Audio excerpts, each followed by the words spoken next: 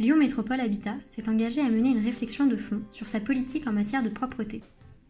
La propreté des parties communes est en effet une des toutes premières prestations de base que nous devons à nos locataires. Mais d'où est venue cette démarche ? Cette démarche fait suite à plusieurs constats. Grâce aux efforts de chacun et aux initiatives mises en œuvre, près de 60% de nos locataires sont aujourd'hui satisfaits de la propreté des résidences. Il nous faut donc poursuivre nos efforts pour continuer à progresser encore plus sur cette dynamique à fort enjeu. L'organisation de la gestion de la propreté n'a pas été réinterrogée en profondeur depuis le début des années 2000. Pourtant, des changements profonds d'organisation interne ont été opérés. De plus, ici comme ailleurs, les métiers de la proximité sont en plein bouleversement et évolution, avec notamment le développement d'outils digitaux, la montée en puissance de toute la dimension sociale et réglementaire, les changements de périmètre d'intervention et de gouvernance auxquels nous sommes confrontés. Mais alors, comment menez-vous cette réflexion ? Pour réfléchir aux évolutions à mettre en œuvre, nous avons mis en place un groupe de travail composé de 15 collaborateurs provenant aussi bien des services du siège, avec la participation par exemple du préventeur de la DRH, de la chargée de gestion propreté, d'un responsable informatique, mais aussi des collaborateurs provenant des agences, avec des agents de résidence, des responsables d'équipes sectorisées ou encore des coordinatrices. Ce groupe pluridisciplinaire doit formuler des propositions d'amélioration opérationnelle. Il se réunit chaque mois et s'alimente continuellement des réflexions émises par le club des agents de résidence mis en place depuis bientôt 3 ans. Et quels sont les objectifs de ce groupe de travail ? Les objectifs de ce groupe de travail sont de 2 ordres. Établir de nouveaux indicateurs et outils permettant de mesurer notre performance en matière de propreté, car à ce jour, l'entreprise a concentré ses indicateurs principalement sur des éléments économiques ou encore budgétaires. Nous souhaitons maintenant avoir le même engagement, mais en intégrant davantage des éléments plus qualitatifs et prioritairement sur la dimension propreté.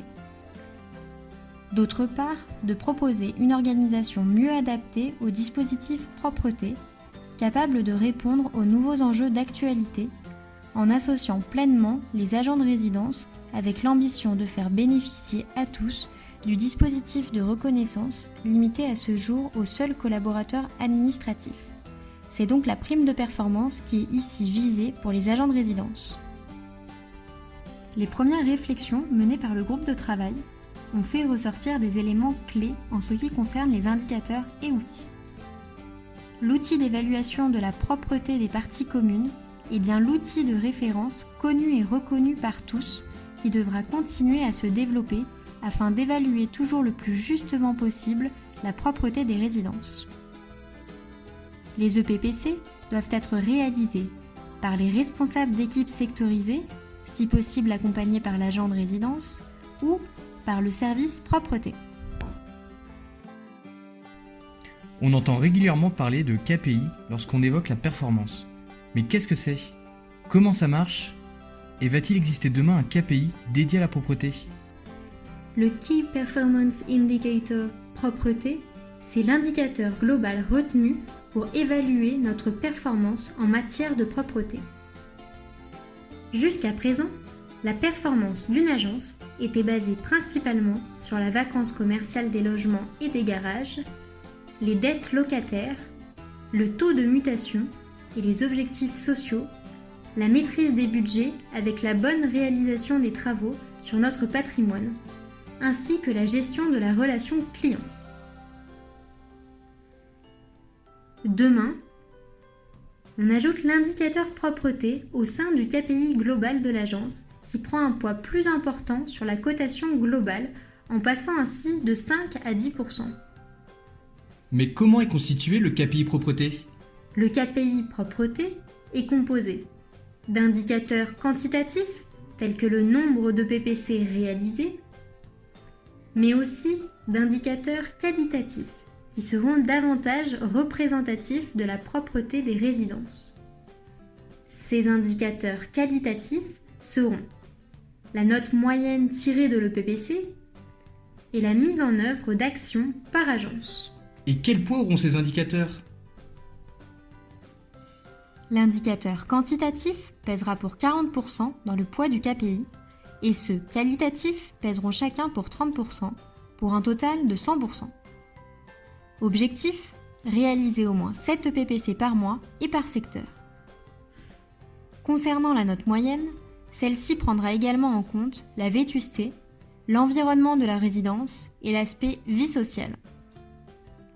Avec l'appui du service propreté, nous allons coter en quelque sorte chaque résidence. Sur cette base, qui va être remise à jour et qui fera l'objet des premières séances de travail en agence, nous allons pouvoir décliner les actions à mettre en œuvre permettant d'améliorer la propreté. Les actions devront être codéfinies avec le service propreté. Une fois réalisées, elles doivent également être validées par le service propreté qui assure la liaison avec l'ensemble des autres interlocuteurs de l'entreprise. Pour un secteur donné, chaque action doit ainsi mobiliser bien sûr l'ensemble des agents de résidence, mais plus largement l'ensemble des acteurs du secteur, qu'ils soient internes ou partenaires. Les actions définies pourraient être ainsi traduites de la manière suivante. Organiser des journées dédiées à la gestion de la propreté aux abords des résidences, mobilisant tous les acteurs du terrain. Promouvoir des actions visant à sensibiliser les locataires sur les gestes éco-responsables. Définir de nouvelles actions pour lutter contre la présence d'encombrants ou les jets de détritus par les fenêtres. Les exemples ne manquent pas, il y a tellement à faire. Et par la suite, quelle réflexion allez-vous mener avec le groupe de travail ?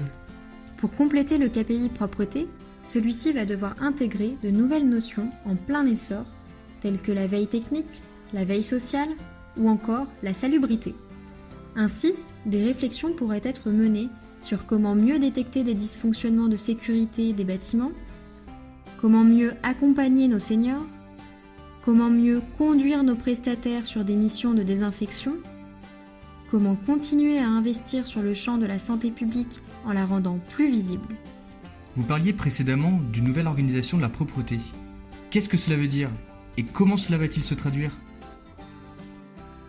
Il s'agit en fait de proposer des adaptations et développements de la fonction du métier d'agent de résidence qui va être amené demain à intervenir sur tous ces nouveaux champs.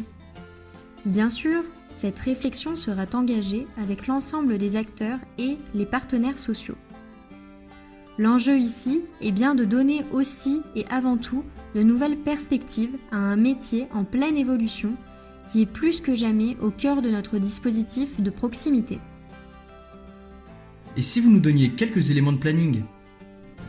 De septembre à janvier 2020, amélioration de l'outil. De novembre à décembre 2020, le niveau de qualité requis de chaque résidence sera mis à jour par le service propreté en lien avec les agences. Dès janvier 2021, les responsables d'équipes sectorisées seront formés à la nouvelle version de l'EPPC. Le nouveau dispositif entrera en vigueur en 2021.